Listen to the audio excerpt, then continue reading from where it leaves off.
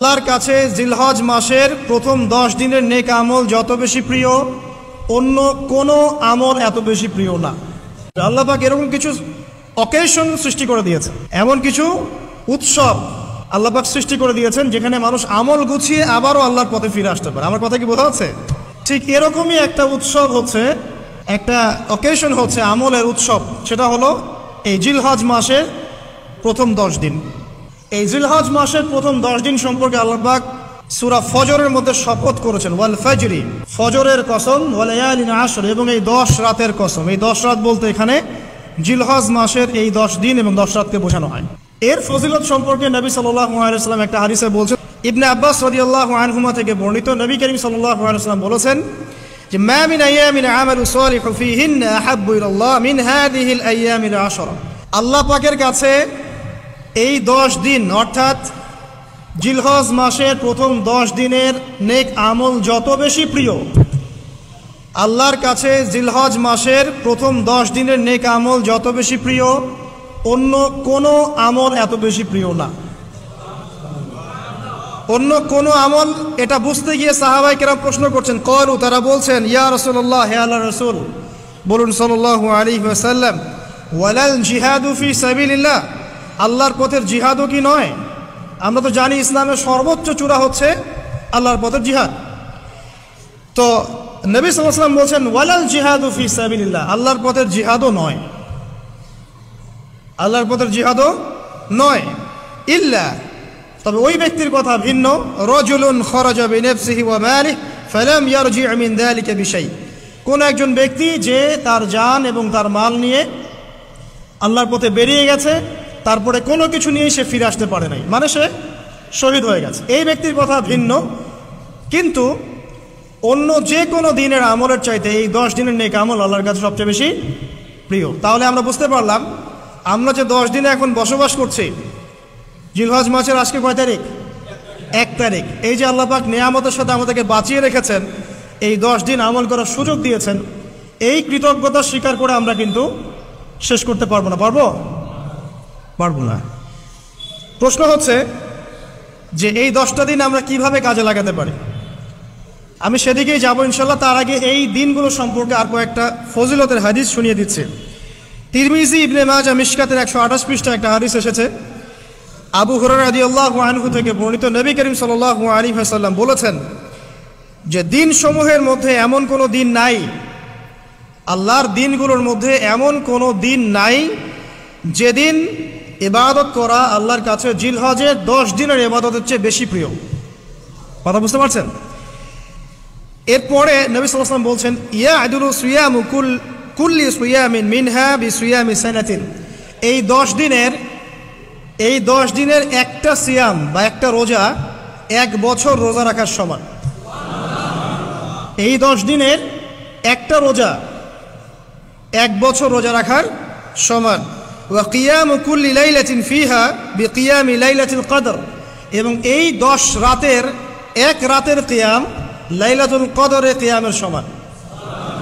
আর আমরা জানি লাইলাতুল কদর সম্পর্কে আল্লাহ পাক কি বলেছেন, লাইলাতুল কদরি খায়রুম মিন আলফি শাহর, 1000 মাসের ইবাদতের চেয়ে উত্তম। তাহলে আমরা বুঝতে পারছি যে এই 10 দিন 10 রাত কি আমল করতে হবে, এই হাদিসটা বলে দিচ্ছে, সিয়াম এবং কিয়াম।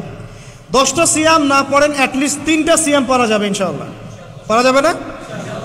একটা সোমবার পাবো সামনে আমরা, ওটা রাখা যাবে ইনশাআল্লাহ। একটা বৃহস্পতিবার পাবেন, সেটাও রাখা যাবে ইনশাআল্লাহ। আর আরাফার সিয়াম পাবেন ইনশাআল্লাহ। আরাফার সিয়াম রাখলে আগের 1 বছর, পরের 1 বছর, 2 বছরের গুনাহ মাফ হয়ে যাবে ইনশাআল্লাহ আযজা ওয়া জাল্লা। আর কিয়াম সম্পর্কে আমি সামনে বলছি ইনশাআল্লাহ তাআলা। এরপরে বাইহাকির একটা বর্ণনা আছে যে জিলহজ মাসের প্রথম দশকের রাতে, জিলহজ মাসের প্রথম দশকের রাতের প্রত্যেকটা নেক আমলকে 10 দিয়ে গুণ করা হয়, 10 গুণ বৃদ্ধি করা হয়। সুবহানাল্লাহ। আরও আছে বাইহাকি এবং ইসবাহানির বিশুদ্ধ সনদে হযরত আনাস বিন মালিক রাদিয়াল্লাহু আনহু থেকে বর্ণিত আছে, জিলহজ মাসের প্রথম দশকের প্রতিদিন 1000 দিনের সমান, মানে প্রতিদিনের আমল 1000 দিন আমলের সমান, এবং আরাফার দিনের মর্যাদা 10,000 দিনের সমান। আরাফার দিন যে ব্যক্তি ইবাদত করবে ইনশাআল্লাহ তাআলা সে 10,000 দিন ইবাদতের নেকি পাবে ইনশাআল্লাহ আযজা ওয়া জাল। তো প্রথম কি করতে হবে সেটা এই হাদিস থেকে বোঝা যাচ্ছে। হাদিসটা কি? উম্মে সালামা রাদিয়াল্লাহু আনহা থেকে বর্ণিত, নবী সাল্লাল্লাহু আলাইহি ওয়াসাল্লাম বলছেন যে জিলহজ মাসের চাঁদ যে ব্যক্তি দেখবে সে যেন তার নখ এবং তার চুল এগুলো যেন আর না কাটে। চাঁদ দেখে ফেলেছেন, কুরবানি করা পর্যন্ত এখন চুল আর নখ যেন সে না কাটে। যদি না কাটেন তাহলে কি হবে? আপনি একটা পূর্ণাঙ্গ কুরবানির নেকি পাবেন ইনশাআল্লাহ। আর একটা কুরবানির নেকি কি জানেন? কুরবানির পশুর গায়ে যতগুলো লোমকূপ আছে ততগুলো নেকি আপনার আমলনামায় যুক্ত হবে ইনশাআল্লাহ আযজা ওয়া জাল। এগুলো হাদিস। এখন আমরা প্র্যাকটিক্যাল কিছু কথায় আসি যে কিভাবে আমরা এই 10টা দিনকে কাজে লাগাতে পারি। আমি সবার আগে দোয়া করছি আল্লাহ পাক যেন আমাকে সবার আগে এর উপর আমল করা তৌফিক দান করেন, আমার পরিবারকে তৌফিক দান করেন, এবং অতঃপর আপনাদের সবাইকে যেন আল্লাহ পাক এই তৌফিক দান করেন, আমিন। 1 নাম্বার, যদিও কাজটা খুব ডিফিকাল্ট এবং এই যুগে এই জেনারেশনের জন্য কাজটা অনেক বেশি ডিফিকাল্ট, অলমোস্ট ইম্পসিবলের মতো, সেটা হচ্ছে এশার নামাজের পরপর ঘুমিয়ে যাওয়া, তাই না ভাই? এই কাজটা এখন কোয়াইট ইম্পসিবল, এশার নামাজের পরপর ঘুমিয়ে যাওয়া। কিন্তু চেষ্টা করতে হবে, আল্লাহ তৌফিক দান করুক, 10টা 11টার মধ্যেই যেন আমরা ঘুমিয়ে পড়তে পারি। আল্লাহ পাক তৌফিক দান করুন। সবার আগে যেন আমাকে তৌফিক দান করে। কোনো কোনো রাত এমনও কেটে যায় ফজরের নামাজ পড়তে হবে জন্য সারা রাত জেগে থাকতে হচ্ছে। আর আমাদের সময়ে বারাকা কমে গেছে, জানেন? আমাদের সময়ের মধ্যে বারাকা কমে গেছে, এটাও কিয়ামতের সাইন।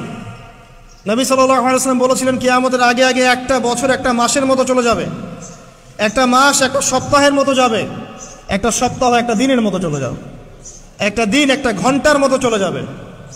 তাই হচ্ছে না এখন? এই 7 দিন আগে আমরা জুমা পড়লাম, দেখেন 7 দিন, এই যে গত কয়দিন আগেই আপনি কুরবানির পশু জবাই করলেন, আবার কুরবানির ঈদ আপনার সামনে। সময় খুব দ্রুত চলে যাচ্ছে, আমরা বুঝতে পারছি না। কারণ হচ্ছে, একটা কারণ আমি ফাইন্ড আউট করেছি, সেটা হচ্ছে আমরা এখন ফজরের সালাতটাকে জামায়াতে গুরুত্ব দিচ্ছি না, এবং ফজরের নামাজের পর থেকে আমরা জেগে থাকছি না। অনেকেই, বেশিরভাগই যারা থাকছে আলহামদুলিল্লাহ। এই কারণে ওই যে বরকতময় সময়টা সকালে, এটা আমরা পাচ্ছি না। এই কারণে দিনটা আমাদের ছোট হয়ে আসছে, দিনে কাজগুলো আমরা শেষ করতে পারছি না, রাত জাগতে হচ্ছে, আর রাত জাগলে তো ফজরে ওঠা সম্ভব হচ্ছে না। সো এই সমস্যাটা হচ্ছে ফজর কেন্দ্রিক, ফজরটাকে গুরুত্ব দিতে হবে সবচেয়ে বেশি। আল্লাহ পাক আমাকে তৌফিক দেখ, আপনাদের সবাইকে তৌফিক দান করুন। এই 10টা দিন আমরা প্র্যাকটিস করবো ইনশাআল্লাহ। রমাদান মাসে আমরা যেমন প্র্যাকটিস করেছিলাম 1 মাস আল্লাহর আনুগত্যের, এই 10টা দিন উৎসবের উৎসাহ নিয়ে আমরা আবার প্র্যাকটিস করবো ইনশাআল্লাহ আযজা ওয়া জাল। আর এই বিষয়গুলো বেশি বেশি প্রচার করবেন অনলাইনে, কারণ আমাদের জাতিটা, আমি জানি না সৌভাগ্য না দুর্ভাগ্য, আমরা খুব ইস্যু পাগল জাতি। ইস্যু একটা ধরিয়ে দিবেন,